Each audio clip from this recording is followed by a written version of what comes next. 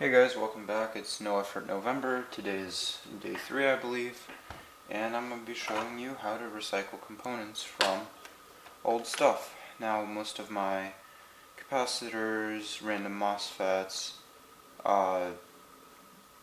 random tidbits, they all come from recycled boards. I really don't like buying anything because, well, why buy it if I can get it for free and help the environment out while I'm at it?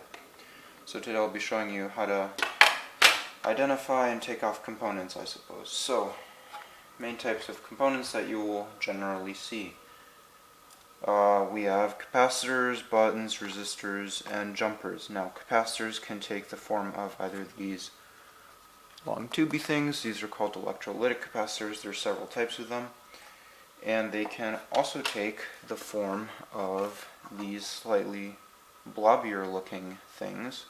These are both capacitors, slightly different kinds. They're used for different things. There's a couple of good guides on YouTube. I might link some if I feel like putting in the effort. Now, aside from capacitors, we can find all sorts of interesting things on old circuit boards. For example, over here we have a number of Schottky diodes. Now, go look that up on Wikipedia if you want, but basically it's a diode that switches very quickly if you pump reverse current into it. However, it does tend to leak quite a bit. You can also find regular diodes. For example, over here we have regular silicon diodes, and these are useful for making sure that you don't have, for example, reverse polarity. In power supply boards, you can also find electronic resettable fuses, such as this one over here, which I believe is going to be like what? 10 amps, maybe? I'm not quite sure. I can't read. The light's too dim. You can also find a plethora of useful connectors. For example, here we have ourselves a power connector that will plug into the wall, and we also have a 12-volt barrel jack, which can be repurposed for smaller projects. Now, along with this, you can also find a number of headers on circuit boards. These are useful because you can connect things to breadboards using them, and generally you don't have to buy headers if you can find enough.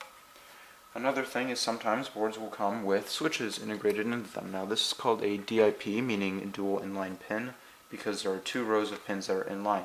These can range anywhere from 1 switch to, I've seen like 8 rows of switches in like key fobs and stuff. Overall, tons of useful stuff. Now, what else can we find on here? We can also find a number of resistors. Now, there's a bunch of tools online that you can use to help identify the value of resistors based on the colors of the bands and what the back color of the actual resistor is. Now, don't be fooled, there are also components that look like resistors but actually aren't. These blue things, I believe, are not resistors since they have more than 4 bands. So, yeah, that's that. These would likely be inductors if they're not resistors, because they usually come in the same package. Now, speaking of inductors, you can also find standalone inductors over here, and they can be useful for making things like boost converters and, I don't know, USB killing devices if you're into that stuff. Now, what else can we find? Buttons. Buttons are cool. You can use them to control things. Spare transistors. MOSFETs can be useful if you want to switch and maintain voltages. There's also a number of, transformers if you ever want to make your own power supply or just play around with them. And I think that would conclude component identification. Now it's time to take something off. Usually the easiest things to take off of boards are going to be capacitors, especially electrolytic ones, because their large package size makes them easy to grab with your fingers, and oftentimes they're a through hole, which makes them rather easy to take off and then later use. So I've had my soldering gun heating up for quite a while, so let's just pull back my sleeves and get to work. First we need to find our component. Let's just take this capacitor off. We find out where more or less it would be on the back using our body's wonderful sense of proprioception, meaning being able to tell where our body is in space without seeing it. And then we just kind of go ham. if you press lightly where the pin is, and then you jiggle the capacitor around, it makes it much easier to take off. Now, I might get it from this angle if I hold it just right, but basically, I'm not pushing that pin, I'm just melting the solder around it, and then I'm kind of using the rest of the capacitor as leverage against it. Boom, done. And that's a capacitor. However, some components, such as MOSFETs and relays, have a lot more than 2 pins. What can we do for those? Well, first off, let me find a component that I can probably take off while not really paying attention to what I'm doing. So let's choose this here transformer. And we can see on the back it is actually conveniently labeled for us where the pins are for it, so we just take a rather large amount of flux and we apply it to the back of the board. Now the reason why we're doing this is we want our future solder to flow very nicely onto the existing paths. So I can just take this, readjust the camera so it focuses better, and then kind of go ham. The idea is I want to place down enough solder so that I can have one pin melted and cooling down while I'm heating another pin up to its melting point, which would allow me to basically pry one side of the thing off by using it as leverage against the other side. So here I made 4 balls of solder. Now the idea is I will be pulling on this component like this downwards while heating up these upper contact points, and that will basically allow me to pull it out using leverage. So can I get a good shot of that happening? Maybe. So we got this here, and I'm just going to warm up both of these balls of solder. So one of them is melted, and now the other. I just got to go back and forth between these two. Oh, it's getting quite toasty. And I just have to alternate between these two, and those clicking sounds are actually the component sliding out of its holes. So as you can see, I've managed to get that side out, and all I have to do is apply leverage the other way and melt the solder balls on the other side. So let's get that going. Melt one, melt the other, back to the first, back to the other, and boom. Large component taken out, no problem. 4 pins. Now the great thing is, most components are actually rather heat tolerant as long as you're not actively using them. Which means that as long as you're not sending any power through it and expecting it to behave like it normally would, it's actually quite difficult to damage most of these unless they're in a plastic packaging. So quite honestly, I could take like a transistor and rub my soldering iron all over it and it would still be fine for the most part. My finger won't be because I spilled hot solder on it. But yeah, the transistor is completely fine, completely unscathed. However, if we have something with a plastic packaging like a relay, obviously you can hurt it by holding the soldering gun on top of the relay. So just kind of be careful, especially with relays that have multiple pins on the back that are in kind of inconvenient formats. It can be kind of difficult to remove these, so there it just requires a little bit more solder play to get them out. Now, quite an interesting thing that I've managed to do is I have actually managed to start a little collection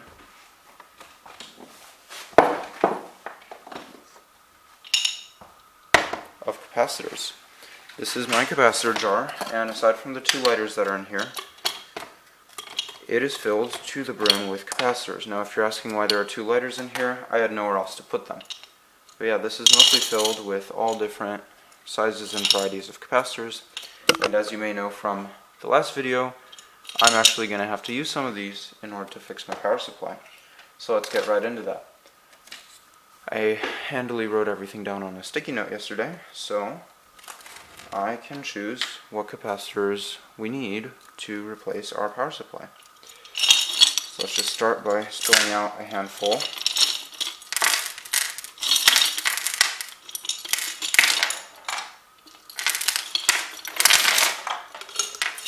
first thing we notice is that they're all different shapes and sizes, but generally if you have a bigger capacitor, it is going to either have larger capacity or a larger voltage rating. And well, that's just kind of because when you multiply the two of those things together, you will get like the overall storage of the capacitor, and that's kind of useful, I suppose. Let's find the capacitors that I need. We're looking for quite large capacitors in terms of their storage, but the voltage ratings don't have to be that big. Now the largest voltage rating that we're looking for here is going to be 470 microfarads, but at 35 volts. And actually, I have something close, but not quite good enough. This is 680 microfarads at 25 volts. So I suppose I will just have to keep looking. Time lapse.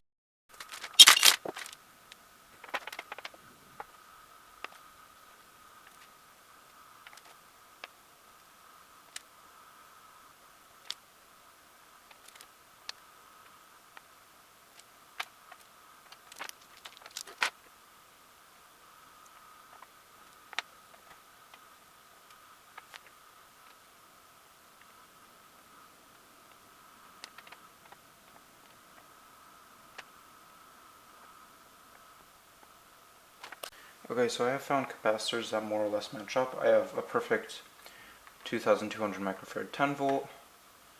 I have another perfect match 1000 microfarad 10 volt. Here we have a 2200 microfarad 25 volt, which replaces 16, so it's okay because we have some extra room. 2200 microfarad 10 volt, perfect fit once more. This is the only one that I'm not really happy about because it's 35 volts, however it's 1000 nanofarads and replacing 470 nanofarads. So instead of putting such a poor replacement in, because it could cause issues, I will try and find one on these boards. Time lapse.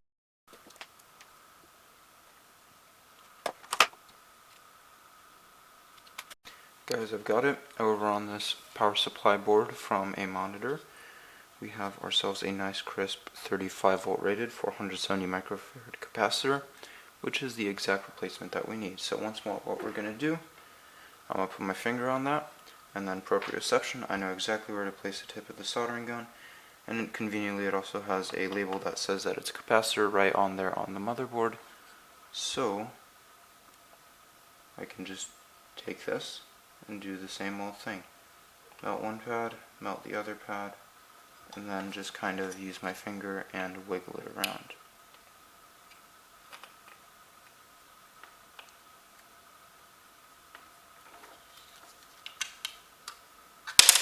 And boom, that is a perfect replacement for our capacitor.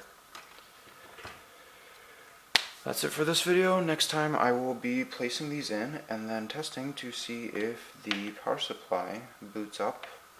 I mean, not boots up, delivers power to a test computer, or whether or not some other additional components are fried on the motherboard. Thanks for watching. See you next time.